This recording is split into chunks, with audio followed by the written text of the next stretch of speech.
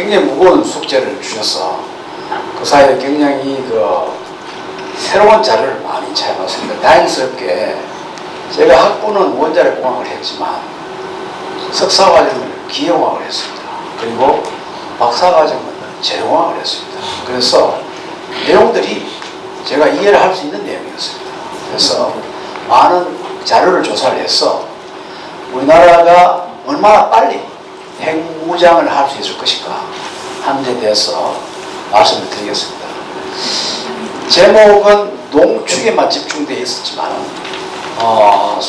저는 좀 확대를 해서 플루토늄 추출을 해서 원자탄 만드는 그런 옵션하고 농축에서 고농축 우라늄 탄을 만드는 옵션 두 가지를 한 비교를 해봤습니다.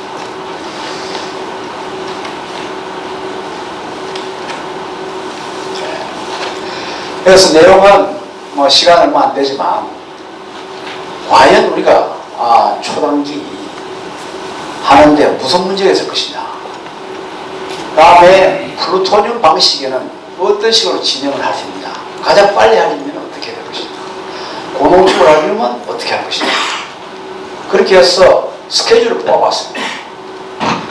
그리고 결론을 내고, 그래서 결론을 제가 내면서 생각해 보니까 역시 우리는 평화적 원자력에 집중을 하고 가능한 한 동맹과 이 종합적인 억지 대책에 계속 선진화를 해나가야겠다 하는 그런 말씀을 드리게 됐습니다.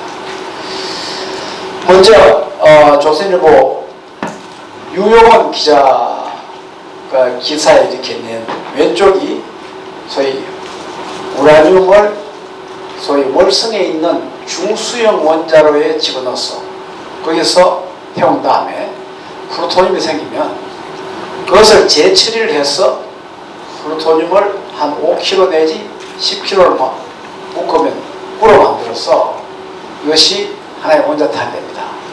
그것이 이제 나가사키에 떨어졌던 약 한 20kg 되는 원자탄이죠. 오른쪽은 잘 아시다시피 고농축 우라늄이죠.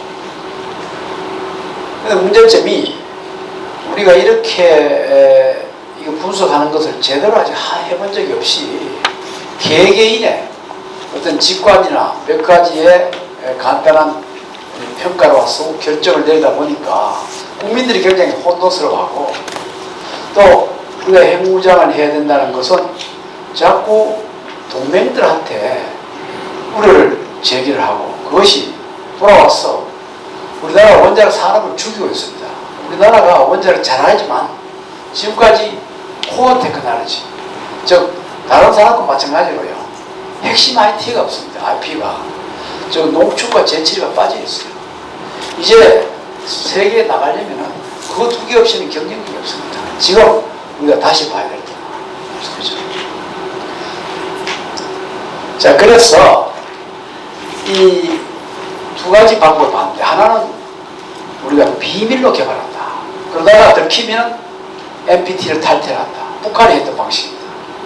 아니면 우리는 정정당당하게 우리 상황이 이렇게 나쁘니까 당신들이, 우리 동맹들이 철저하게 더 우리한테 확실히 밀어주던가, 아니면 우리는 NPT 탈퇴하고 우리가 단돌이 하겠다 하고 나가는 방법, 이 두 가지를 비교를 해봤습니다. 두 가지 방법 전부 다 플루토늄으로 한다고 할 때 제가 빨간불에 표시해놓은 단계가요, 우라늄 원료가 있어야 되고 플루토늄을 원자로 내서 생산해야 되고 그리고 재처리를 해야 되고 보폭 실험을 해서 핵탄두를 만들어야 되는데, 저 빨간 표시를 한 단계는 안 들킬 수 없는 단계입니다. 국제사회 제재에서 들킬 수밖에 없고, 그럼 우리가 이제 NPT를 탈퇴해야 되는 거죠. 그럼 NPT를 탈퇴한다 그러면은 지금부터 바로 전 세계가 우리를 이제 감시를 하는 거죠. 하지만 우리는 떳떳하게 어디 지하에 파지도 않고 육상에 있는 시설, 또 우리가 갖고 있는 우리나라 그 사이에 원자력이 많이 발전했습니다.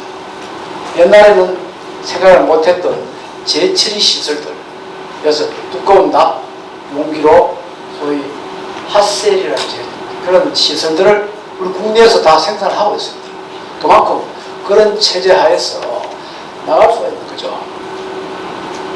하지만 이것이 이렇게 탈퇴를 하고 공식적으로 나갈 때 어떤 문제가 있는가 하는 것을 한번 살펴볼 필요가 있습니다. 고농축 우라늄도 마찬가지입니다. 비밀로 하면은 우리나라는 자체 광이 없기 때문에 외국에서 우라늄을 가져와야 됩니다. 그러면 그 단계에서 탐지가 안 될 수가 없다. 그러면 다시 이제 그때 가서 우리가 NPT를 탈퇴하느냐. NPT를 탈퇴하지 않고 비밀로 하려면 지하에 모르게 그것을 하면서 시간이 훨씬 더 많이 걸립니다. 그래서 제 결론은 두 가지 측면에서 첫째는 시간도 짧게 해야 된다. 그 점에서 NPT를 탈퇴해야 되겠다.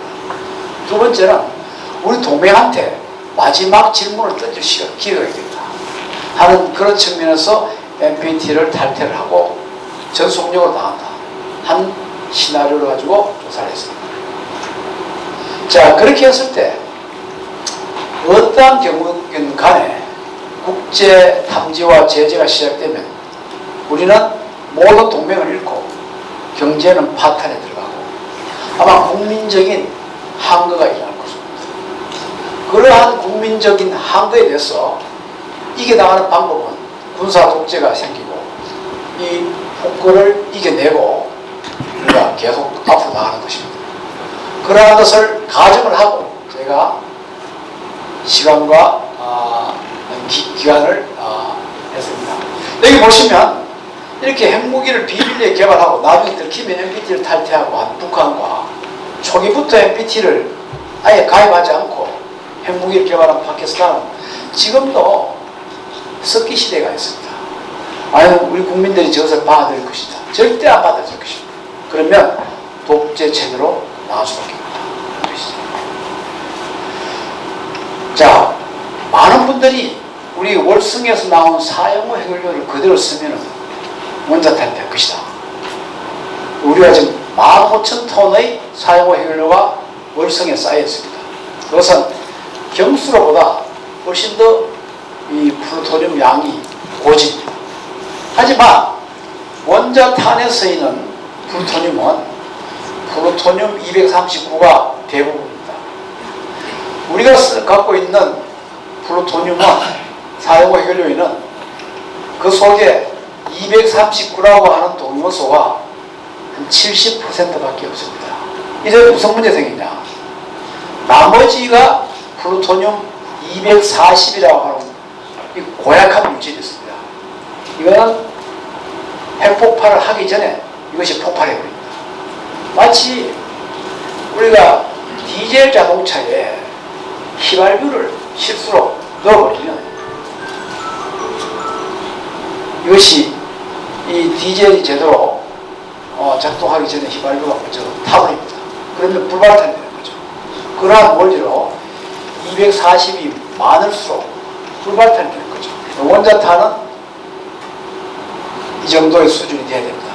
우리는 불발탄이 되면 한 1킬로톤이나 그 이하의 이 핵무기의 성능을 가질 수가 있습니다. 재처리를 하는 것이 이제 이게 그림이 복잡한 게 있는데요. 이게 또 하나 문제입니다. 우리가 재처리 공장을 만들 수 있습니다. 충분한 화공적인 산업 기반을 갖고 있습니다. 하지만 지금까지 이 재처리 시설에서 핵폭발이 30% 있습니다. 여기에 대해서 철저한 안전 조치가 필요합니다. 그래서 여기에 대한 안전성 검토는 최소한의 이 평가를 거쳐야 되겠다. 그래서 플루토늄 방식으로 하는데 이렇게 일정이 나왔습니다. 여기 보시면 사용 전 검사 및 안전성 검사를 해서 공정을 하다가 스스로 폭발해서 주위에 우리 주민들이 사상되는 일을 막아야 될 것입니다.